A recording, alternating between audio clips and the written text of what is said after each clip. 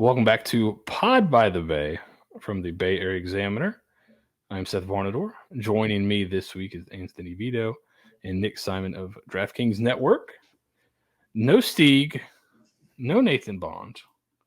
We get to run wild this week, and but we've got some good stuff to talk about. Actually, we don't have to just kind of fill air here. We've got a schedule, or at least we've got parts of a schedule. I'll go ahead and throw it up on the screen here for USF football for next season. And we'll discuss what we think. Obviously, we're going to get everybody's win and loss prediction right now for the next season before we hit the portal. But here's your schedule for 2024. I think you got Bethune-Cookman, Miami, Tulsa, Memphis, UAB, and Navy at home. Alabama, Southern Miss, Rice, Tulane, FAU, and Charlotte on the road. First blush, Vito, what were your thoughts kind of first when you first saw this? Well, I mean, you get Alabama and Miami on the schedule, and that that alone is nuts to be able to get those. And you get Miami at home. They did the same thing last year. I don't know how Michael Kelly did this, but you got last year at Alabama at home first, so you get the first game at Ray J. Doing the same thing with Miami. And then you sandwich those with Southern Miss, which is a team that USF really hasn't played with in a very long time, but does have weird bad blood with. The mustard buzzards, as we call them. What an interesting out-of-conference slate that is those first 4 weeks. And also just, again, like looking at the schedule, you could be markedly improved and go into conference play 2-2, maybe even less, and still look really, really good doing it. I mean, it's a pretty wild out of conference slate the last couple of years and then going into the future. Nick, what were your kind of first thoughts when you saw this? Just looking at the schedule, this is, I mean, if you're talking about this team going back to like putting together another bowl season and taking a step forward, this is definitely a schedule you can do that, because I think, and I guess we'll get into some of the recruiting later, I think with what Golesh and the staff is bringing in, the talent pool on this roster is going to be upgraded for next year. And so definitely like a bowl game is getting back to a bowl game. Definitely. It's just how a lot of these young players and these new pieces gel together will determine whether or not if it's more than a bowl team. Could this team be in the conference title race by the end of the season? We'll see, but definitely a manageable schedule, just looking at it. Yeah, my first thought was you should be able to get to a bowl game. Now, it's hard to say for sure because of how much movement happens now in college football, but first blush, this screams bowl game to me, especially after this year. My worry was that you'd have a good first year. As the defensive performance being what it was, you lose a lot of those guys, or you have the potential to lose a decent amount of those guys. I don't know if that'll hurt you or not, but you're going to have to replace some guys, I think, that played a decent bit for you this year. So I was kind of worried about the schedule, but there's really nobody on here that you're like, in conference at least, that you feel like you're going to be totally outclassed by. Tulane's obviously the class of the conference, but there'll be a brand new coaching staff, new quarterback. So where will they be? Memphis, they might be one that's pretty good if they return everybody. I think they do return a decent bit. At least they return the quarterback, right? Mm-hmm. But and then the other thing, we thought that maybe there'd be a just straight swap for SMU and Army, and you'd get double, academies, but you don't. So that's another win right there. You don't have to play Army and Navy in the same season. You go, Nick. Yeah, I was just going to say real quick, like it's interesting because, again, you're still dealing with a lot, like with this particular conference, you're still dealing with a situation where half of these teams are still in transition. Some have made coaching hires, like obviously Tulane starting over with John Summerall, but you have other programs like in a similar position as of USF, like FAU, Charlotte, UAB, who are going to be on second-year head coaches who are still looking to take a step forward, and we have no idea what any of these teams are still going to look like next year. So definitely interesting. And I think, just kind of watching, once the transfer portal kind of came became a really big part of college football the last couple of years. You know, I don't know if like you get the same year 2 bump you used to get unless you won in year 1. Like, Charlotte, they might have a year 2 bump, but they're also like turning over their roster again. They've got a ton of new guys coming in. It's not like I think USF will I think you'll see a year 2 bump, especially on offense, because you're probably going to keep a lot of the same guys. But some of these teams are turning guys over, even though they'll be year 2 of the coaching staff, they're still going to be turning over a lot of their roster. So you're starting to see that, I think, more and more.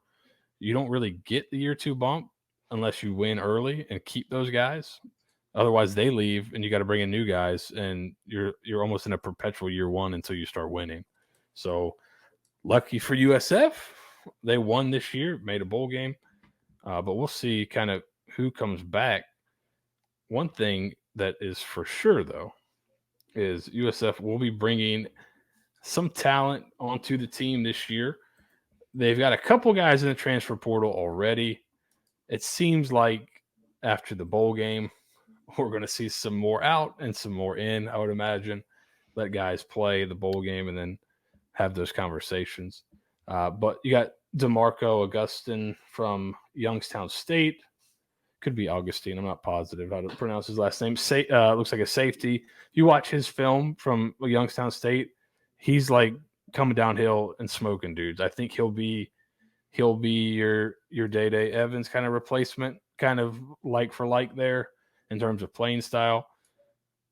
Then Obi Izebo, I'm gonna guess is how you say his name, from Gannon. He's an interesting looking dude. When you watch him play, he's like a high 3-star on the transfer portal from 24/7's rankings at 89.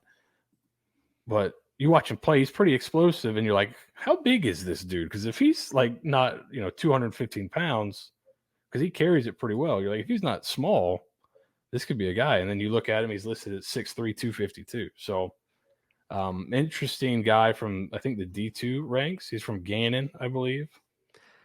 And the fascinating thing about Obi is he's the number 9 edge rusher in the transfer portal right now. He's got an 89 rating, which is just under a 4-star, but he's the top rated 3-star essential transfer. And, transfer rankings is really hard to try to figure out there. But when you have a guy who's coming from D2, I mean, you think about Jared Verse comes to mind. Now, obviously, he's not going to be that necessarily that good, but then you bring in a guy who maybe a little underappreciated. Maybe he was a late bloomer. And honestly, you have to kind of trust the staff on this one to figure out what they're bringing in on the defensive line.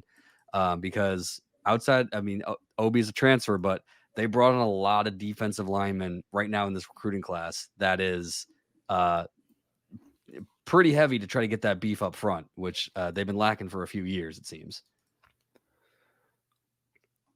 Yeah, and I think they know. That's why I think you're going to see some other positions addressed that maybe you haven't seen addressed yet, but it's been a flurry of commitments. So those 2 guys committed recently, I believe, within the last week. You also got Levi Smiley, who has tape at tight end and edge. It looks like he's going to be an edge at USF.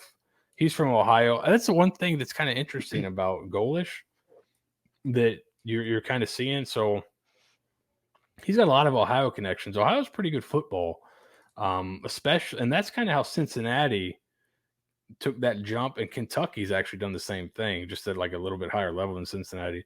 Going into Ohio, getting guys that Ohio State doesn't want, and then Cincinnati was able to go in and like be competitive with Kentucky and get some of those guys. But there's a lot of players down there that if you can get them before they go to like the MAC, or they're just not quite good enough for Ohio State, but maybe better than a MAC player. It's good to have those connections in Ohio, and they have a ton of them. So they got him. Another edge, Iris Singleton, committed on the 12th. Jalen Pettis, another edge, a JUCO edge, committed on the 9th. Offensive tackle Braden Carter committed on the 8th, and that's one that they just crushed his official visit. He committed, and that's something that seems to be a trend with this staff. They just crush the official visits and have a pretty high hit rate on those. Jalen Pettis, another. Iowa Western is high on the JUCO ranks, but a top 4 in the country. Top 4 for JUCO edge rushers, which guy you can essentially plug and play. I mean, it seems like they're going to try to get a lot more depth and a lot more rotational based on how fast that offense runs and how you want to try to get to the quarterback, right, Seth? Yeah, and they also, like last year, so when they started the year, I think it was the 3 edges were Lloyd Summerall, DJ Harris, and Jason Vaughn. By the end of the season, only DJ Harris was there for like the first 3 games, and they only had those 3 guys. Like you would go before the game, watch them stretch, watch them work out, and it was a 3-man position group. Well, one of them got hurt, one of them left the program.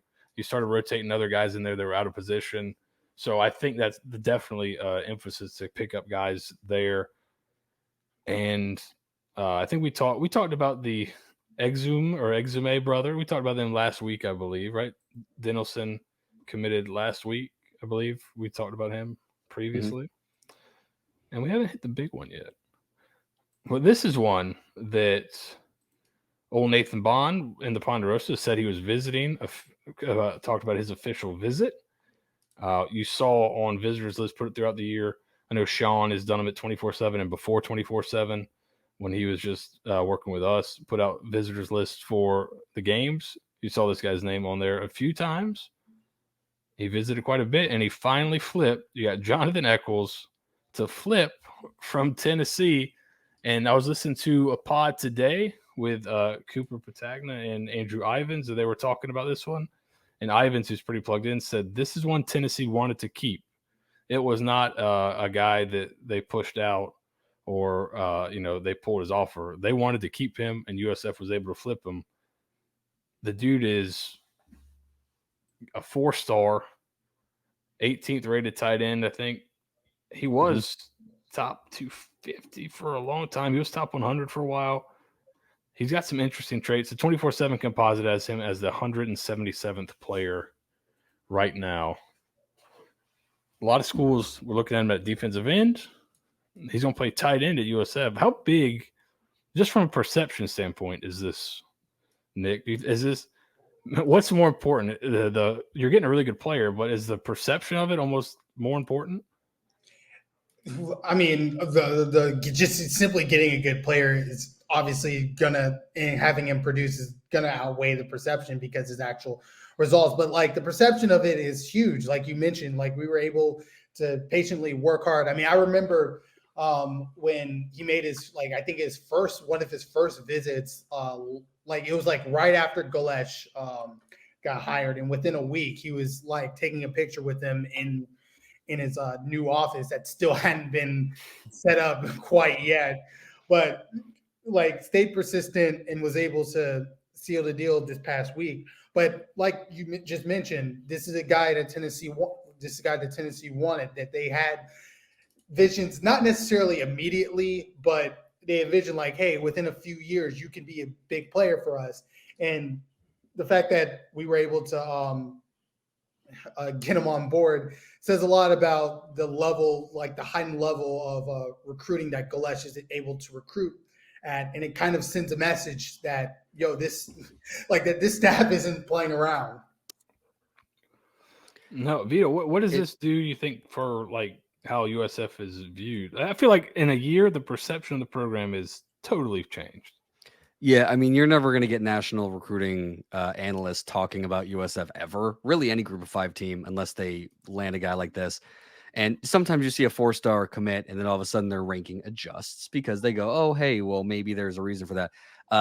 Not for this guy. I mean, he was committed to Tennessee for a while. We had a lot of people talk about if Eckles was a possible flip. I mean, out of IMG Academy, so he's a player, but I mean, he had interest from Florida. He was committed to Tennessee for a while.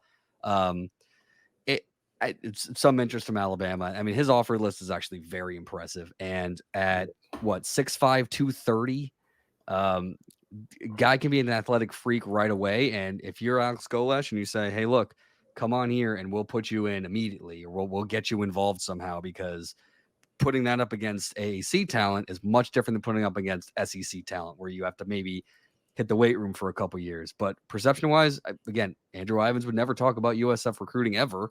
because there was no reason to. So getting him to commit now, and if he signs early signing day, that is absolutely huge. And this entire, I mean, he could be the cream of the crop of this class to potentially turn over what's been a pretty rough USF team, especially in the recruiting end for the past few years. And maybe it opens a pipeline to IMG. I know everybody wants to try to do that, and everyone says that, but you get this guy in, and man, I mean, he could be a game changer immediately. I don't know if they'll, it's one of those things where it's if you don't use a tight end normally, you'll figure it out, because this guy, his tape is insane. Yeah, cut on the tape. He's already the 7th highest rated recruit in program history, according to 247. So yeah, pretty good. And you see here, Andrew, if you're watching on YouTube, you can see Andrew Ivins' tweet from earlier today talking about Mississippi State and USF getting active. So they're talking about the Shrine Bowl in South Carolina that he's attending. Dylan Raiola, who was a 5-star number 1 quarterback, or was a number 1 quarterback one time, possibly flipping from Georgia to Nebraska. And then, oh, by the way, they're also talking USF. So, like, just from a year ago, in terms of just how the team is viewed by the country, it's really interesting. So I'll read you guys Andrew Ivins' scouting report. First of all, he compares him to Noah Fant, who's on the Seahawks. Yeah, so has the testing numbers and athletic profile that scouts covet. Initially was graded out as an edge, but has made it very clear to views himself as a tight end on Saturdays and not a pass rusher. Quickly made a name for himself during his first semester at IMG Academy, posting a laser time 4.8 in the 40 to go along with a 4.5 short shuttle and a 120-inch broad jump at their pro day. Oh, my God. Let's go. Initial burst combined with longer stride allows him to cover a ton of ground. Not exactly polished as route runner, but knows how to get to his spots and slip underneath defenders as he crosses the field. Must also eventually add mass to his slender frame, but he's going to move defenders out of the way at the Power 5, or if he's going to move defenders out of the way at the Power 5 level. Overall, should be viewed as one of the more unique prospects in the 2024 cycle. Will likely get a chance to play offense at the school of his choice, but the ceiling might ultimately be highest on defense with his length and balance. In parentheses next to length, 81-inch wingspan. So this dude is an absolute freak. And when you go as fast as they're going to go, a guy that you can really move around at tight end, like I'll bring him inside, I can bring him out. And they don't ask their tight ends to be dominant in the run game. They do ask them to be ISO blockers and things like that. But he's going to be an interesting piece for this offense. And I'd imagine the pitches you're playing early. So I imagine we'll see him next year. Oh, yeah. Right. So, yeah, from a tight end perspective, you can do so much with him on the offense. And I'm sure it's just it's great to get a guy to. So when you get a guy of this caliber to commit to, again, this program, and it's not like the American's not what it was 2 years ago. So to come here, it's we're buying into what the coaching staff is, what they want. And I believe that you're going to get me to the next level and possibly get me to the league. And I mean, that's great, especially USF hasn't always had the greatest tight end reach there. I'm just imagining him. He's going to like Jeremy Shockey his way through like Charlotte. Like, oh my gosh. Yeah. So he was offered by every school, I think, in the state of Florida. Visited Florida officially, visited Tennessee officially. Like you said, offered by Alabama, also offered by Georgia and Oregon, I believe, and Michigan. So Notre Dame, Ohio State, yes. Oklahoma, yes. So Penn State, yes. Pitt, yes. Sorry, Cade. Not this one. So it's, I mean, the guy's got great pedigree as well. It's not one of these 4-stars that has a poor offer list. I know you talked about it a little bit earlier, Vito, but I mean, this could be seen as nothing but a coup. And you want to talk about positive momentum in the program, man. It's the actually releasing, we talked about it previously, releasing something on the stadium helped. And then since then, it's been like recruit. Then Eckles was the big pop. And especially now that you see, because initially it was all, he's not a take at Tennessee. He's not a take. He's a take there. They just beat Tennessee for this guy. So pretty big. You said he's the 7th highest rated. What do you think this rates in terms of like impact? Well, we've already, I forget. I think Stieg has mentioned that everyone, like, we always harken back to the famous 2014 class with Quinn Flowers and all those other guys that helped turn the program around. I think the composite score is already higher than that class.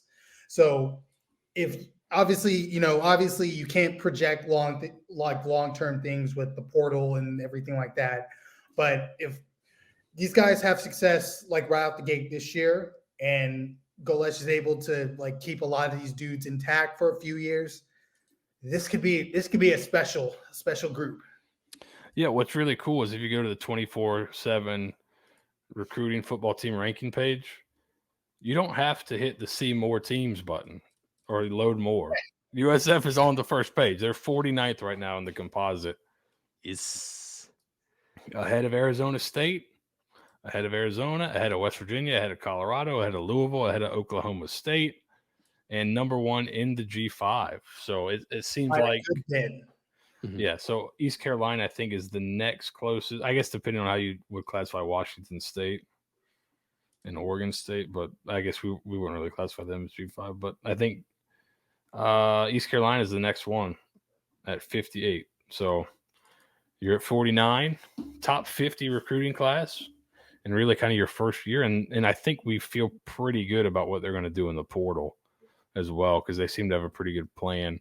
That's why these guys seem to have a plan, man, and they execute it. And that's it's always good to see. Like when they get guys in on visits, they close. They understand who they needed to. They didn't just waste a lot of time targeting some guy that they couldn't flip. They knew they could flip Eckles if they put in the time. They did it, and they flipped him. So it's kind of good to see. And this is, I guess what you get when you hire a guy that's been a recruiting coordinator, multiple stops at kind of lower levels even than this. He understands what it takes and what kind of effort it takes. And then they did really good with the portal at Tennessee, and he obviously learned how to do that there. So you got to be feeling pretty good.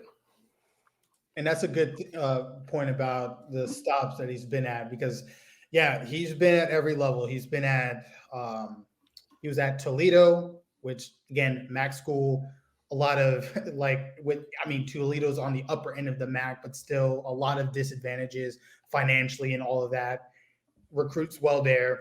He's at kind of the lower end of the Power 5 at Iowa State. So you're still a Power 5 program, but you're going to have to get a bunch of diamonds in the rough. You're going to have to get a bunch of salt of the earth kids and make it work with that. And then obviously Tennessee, upper echelon SEC money program, regularly pulls in 5 stars. So he knows what he's doing. I'm trusting him. And obviously Eckles flipping shows that, like you said, there is a plan in place, and it's going to be fun to watch these kids come in. Yeah, and the other, just real quick before you could jump in, Vito, the other thing about Tennessee is they probably were the best early at NIL. They had it figured out very quickly. So he got to be around that apparatus, which was professionalized right away. They didn't rely on volunteers or anything like that. They professionalized it very quickly, and they probably have one of the top 2 or 3 collectives in the country. So he also got that experience, which is really nice. Yeah, that helps to be at multiple programs and have success at multiple programs. Not wink, wink, nudge, nudge. It's also really neat to see that we came into this season. We know that the defense has been less than ideal the past couple seasons, and they turn around and 15 of their 25 commits are on the defensive side of the ball. A lot of them are on the defensive line. A lot are on, you have Fred Gaskin, near 4-star. He was 4-star when he committed. Safety right off the bat. You have the Exum brothers, both on the defensive line, that are both highly rated, well, especially Denelson. And they just keep plugging the areas that are needed. And maybe some of these guys don't immediately impact next season, but 2025, 2026, that's when you start seeing the kind of the machine turning. And then we haven't even really seen the transfer portal part of it, because they're in bowl season, and there's still programs who are in bowl season. But that can then potentially plug in holes of guys who are graduating, and something that can help you next year immediately. But I mean, you bring back Byron Brown, you bring back a lot of your receivers and your offense. And if you can plug up the defense a little bit and not give up 350 burgers, who knows what this team can do? But you're seeing in the recruiting class that either of it, they're addressing the needs of the program. And I don't know, like it's good to see this in year 2. This is a first true recruiting class. Like, this is what we can do here. This is what, and like, his opening press conference, like, I don't understand how this program could, not excel. And it's like, I mean, this is what I can do in year 1. So I'm impressed. I'm excited. This is good. Having the bowl game is huge too, because we can focus on that as well. And it's just all been upward trajectory. It's just, keeping the machine moving. Yeah. So other part of it, about half of the commits are on either line of scrimmage too. Most of those, I think there's got 10 guys that are considered defensive line type guy. Like, so they are putting, and I think you'll see more as the portal opens a little bit wider for them. But we just wanted to jump in, talk a little bit about the schedule next year, which I think looks manageable, especially if you get a couple of these dudes to come in and turn into studs right away. I would like to see Gaskin touch the ball a little bit. I don't know if you watched him, but he plays quarterback in high school. Oh yeah, he's special with the ball in his hands. So if they got to play him as safety, I guess they do. But I wouldn't mind seeing him touch the ball. But yeah, we want to talk a little recruiting, the schedule came out today. We'll talk next week at length about the bowl game. There's still time for people to opt out and all that kind of stuff. Yeah, you never know. To pop up. So we'll get at that more at length next week. We'll probably record earlier in the week next week with the game being on Thursday and all that good stuff. But we wanted to get something out this week and just talk about the heater they've been on in recruiting. And then the schedule came out today, so it was kind of serendipitous. So, gentlemen, thank you for joining me. Go Bulls. Go Bulls. Go Bulls.